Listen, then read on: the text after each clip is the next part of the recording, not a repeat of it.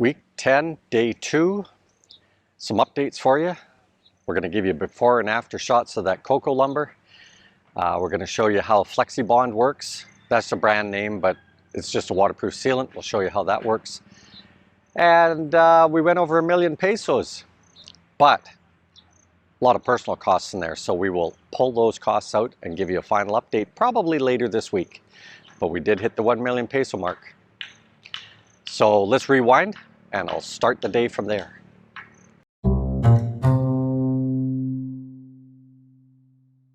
Even Cedra came over early this morning. She's now figuring out that I am up early. And so should all of you guys who live in the Philippines. It's a quiet time of day. And it is the cool time of day. Take advantage of the cool while you can get it. Let's have a quick look around here. Cedra has had breakfast and now she's just going to lay and enjoy the heat of the day. Well, the cool heat of the day. And then she will be seeking shade shortly, I'm sure. Okay, so there we go. These will be broken apart today. The focus will be taking that coco lumber out of there, and then they can come back to these other little projects. I think we're leaning strongly now to putting off the pour for the house until the roof is on. Now, we didn't get rain last night, but we can be getting rain every night. They call it the rainy season, but you know, really it's just an ordinary day to me. You know, it's no different than, say, Vancouver or Seattle. Good morning. Never been to Boston, but I hear. Okay, let's go look up the fence. Tai has been hard at it since 6:30 this morning. Again, taking advantage of the cool time of day. We just have to remember that he gets here an hour before the rest of the crew so that Lynn can say, Tai, time to go home. Get out of the sun. Okay. Now, a lot of this hollow block we now have to throw into our construction vehicle, aka SUV, and pull that to the front where they can do that privacy fence. We decided we would put hollow block down at the bottom, and that keeps our weeding under a fence to a minimum. So here's the exposed metal. Not crazy about the fact that they put that thick on, but it does look good. Anyway, they'll weld a bracket in there, and then that bracket will stick out and we can put the hinges on there. If you check out yesterday's video, we found some nice hinges that have an oil point to them where you can feed some oil in quite regularly. Okay, this is looking good. We went down and got a 1/2-inch paintbrush to get in behind and make sure that all of those welds in behind are done. This is how they do the pillars, guys. They chip a little bit out after you get that pour, and then they coat it. You can just see our steel just barely poking through in spots there. So that's cool. And they use plums and all of that type of stuff to, you know, correct any abnormality in the pour. This one over here in particular, it's only out about 1/16 of an inch, but it is. That's my engineering head. But that's how they get around it. They then put their strings down after they do a plumb, and then they match up to that. Cool. Okay, you can see the line of the house and the line of the garage there. Guys, these are the underpinnings just to add a little bit more time. And the only reason we're doing that is we've had some kind of once a week, once every 10-day heavy rains. And of course, we're getting our evening showers, which in some cases amount to nothing. As an example, last night we had nothing. Okay guys, the other day I showed you the south facing wall where they put in the strapping, and you can see some of the strapping on this edge, and that holds on the soffit material. So now they're doing the north facing walls. What I'd like on those 4 small pillars is a very small skim coat. Oh, okay. Same thing, the epoxy. Just like we did, no, a skim coat. We got to do the skim first. Okay, and then as far as the inside goes, maybe not even worry about it. But anyway, that not being the case, I sure don't want it as thick as what they did on that big postie, because they're going to have a hell of a time working around the metal. Yeah. So anyway, need that. Ouch.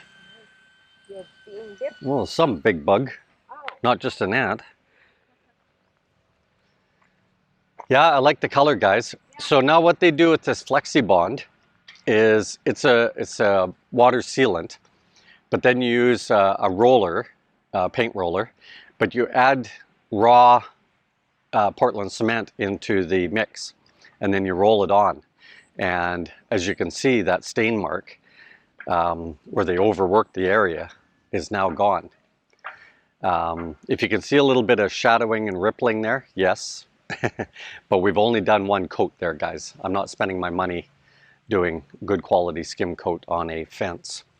No, no, no.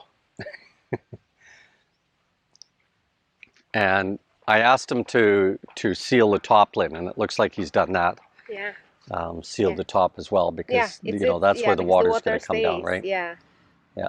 Just good. So, but I hope he will seal here too. well, this is what we need to ask about this pillar. Can they just clean it up? Yeah. And fill these holes and then just paint it, or what do they want to do? Yeah. We'll sorry guys, that's a very close shot with the camera. Yeah. Maybe, you know, they doesn't need to do the finishing on this. Maybe we can just roll an epoxy.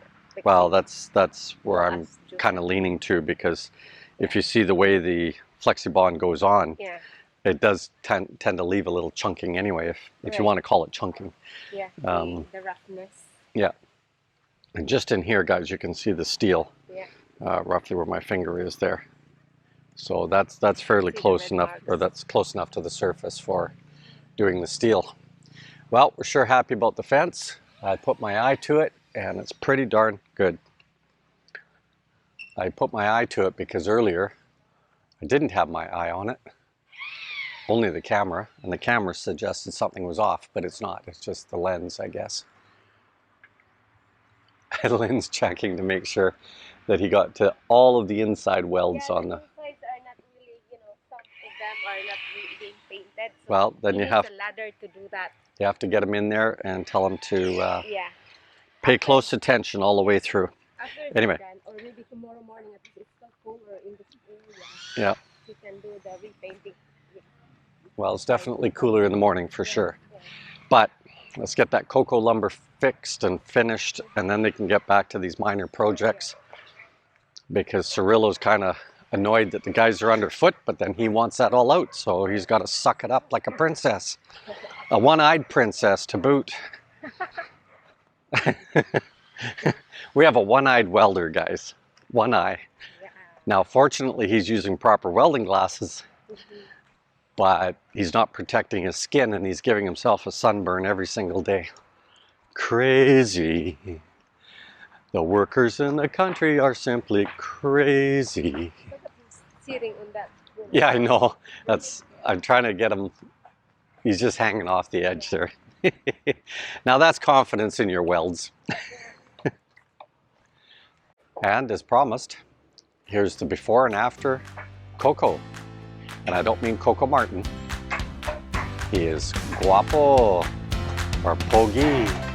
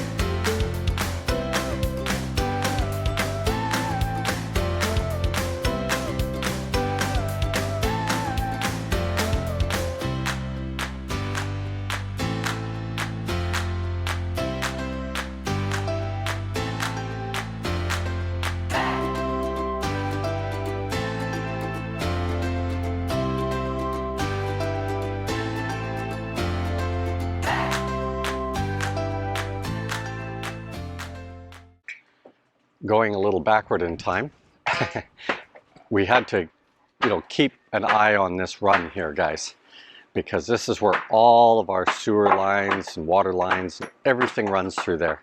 So pulling these pieces out has to be done with a lot of care, because we have pushed the water down in there and packed that pretty tight. Pretty tight. Now, the deck had a question. Yes, the deck is still too low. We're going to have to add some more anapogue for there. The TV room and CR. CR, you can tell by the toilet here, the CR is right here. Roughly out to just a little past this piece of rebar, somewhere in about here. 4'6" is the width of our bathrooms.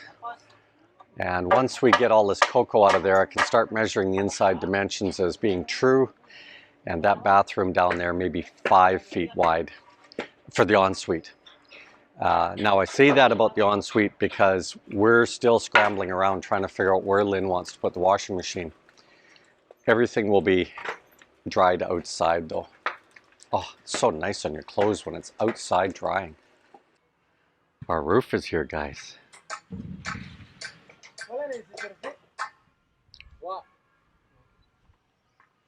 Yay! And here's the criminals that brought it to us.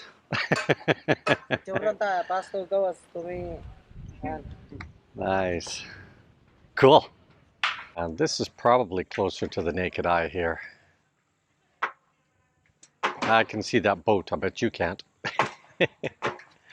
Our 2 privacy posties are in place, 6 feet tall, and they will have solar lights on top.